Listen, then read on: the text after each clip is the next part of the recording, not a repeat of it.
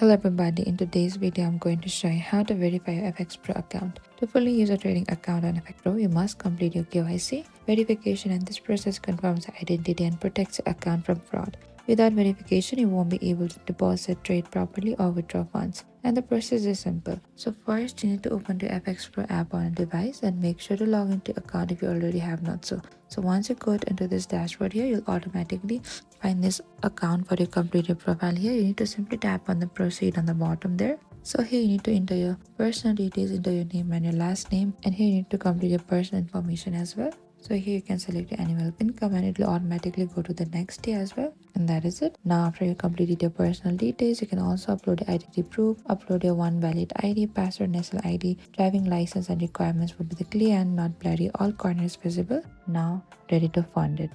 And that is it. This is how you can verify your FxPro account. Thank you for watching this video. I hope I could help you. If you have any queries or confusion, please comment down below and we will reach out to you very soon.